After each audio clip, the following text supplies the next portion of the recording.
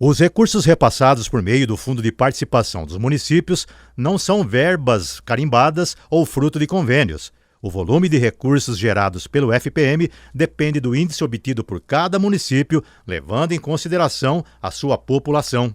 O secretário de Fazenda de Matão, William Gaetano, explica como funciona a mecânica desse recurso, que é tão importante para os cofres municipais.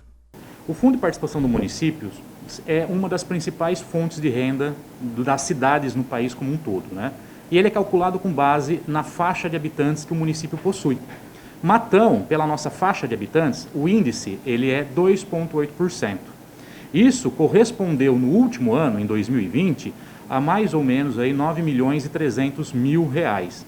Então, o que esse dinheiro vem? Para a prefeitura usar no gasto do dia a dia, pagar funcionário, pagar obras, pagar investimentos, custeio, né? Não é um recurso igual uma transferência voluntária, um convênio. Então, por exemplo, veio um recurso específico para uma obra, por exemplo, veio um recurso para construir uma unidade de saúde, eu só posso gastar esse dinheiro para aquilo, é uma transferência voluntária. O Fundo de Participação dos Municípios é um recurso que vem para o prefeito gerir a cidade. Então, assim, não vem específico para um projeto, mas vem para o uso na cidade como um todo. Mas colocar a mão nessa grana não é tão simples assim, não. Para você ter uma ideia, no ano passado, Matão teve direito a um repasse de 9 milhões de reais. Mas só que essa bolada não entrou aqui nos cofres públicos. Matão ele teve, no final do ano passado, como nós comentamos, a média de 9.300.000 reais destinadas para o Fundo de Participação dos Municípios. Desse montante, 7.200.000 aproximadamente, 7.300.000, foi bloqueado já na fonte, porque a prefeitura tinha dívidas com a Receita Federal, com o governo federal.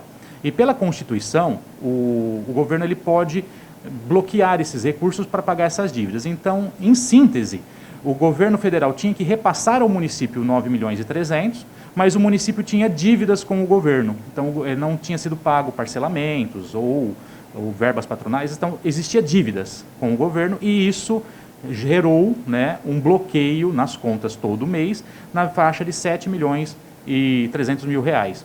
Então o município deixou de arrecadar esse valor nos cofres, não entrou nos cofres, mas foram pagos essas dívidas que continha com o governo federal.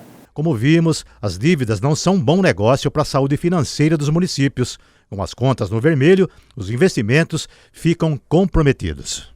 Se você estiver em dia com seus pagamentos, você está com a prefeitura com CND limpa, né? Está com a CND ativa, quer dizer, então não está com dívidas com a União, e você tem esse dinheiro para você fazer outras ações, outras atividades, né? Então, a prefeitura ela não tinha condição de pagar, não pagou essas dívidas, o governo bloqueou esse recurso que viria para o município, então veio zerado nesses meses, né?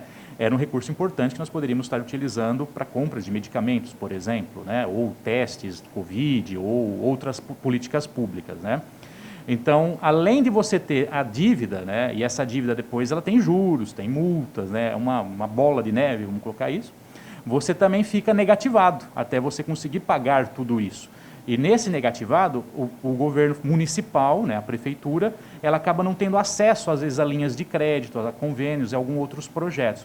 Então, por isso a nossa vontade, a gente já está fazendo isso, inclusive, Esteves, de limpar, vamos colocar nessa forma para o povo entender, a CND da prefeitura, deixar a prefeitura limpa para poder receber recursos, sem dívidas com a União, sem dívidas com a Receita Federal. Estamos ainda nesse processo de negociação, justamente porque esse dinheiro é importante vir para o município. Inclusive, no último mês, já começou a vir um pouquinho, não muito, né, mas já começa a dar um sinal de recuperação.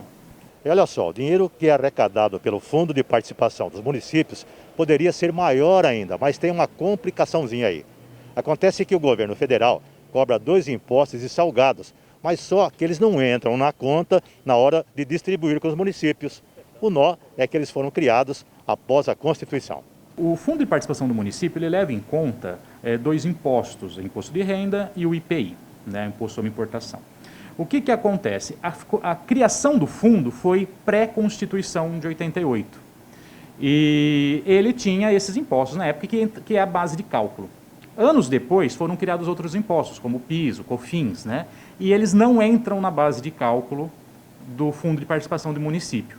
Isso é uma discussão antiga que os prefeitos, as cidades têm, né, desde lá de 30 anos, que eles tentam, via Câmara, aí é Câmara Federal, tem que mudar a legislação federal, para que esses impostos passem a fazer parte da base de cálculo e, portanto, aumente a cota que o município tem a receber, né?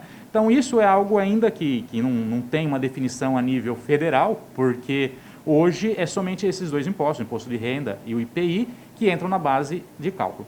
O PIS e os COFINS não, que seria interessante, porque eles são impostos consideráveis e aumentaria a nossa arrecadação, né?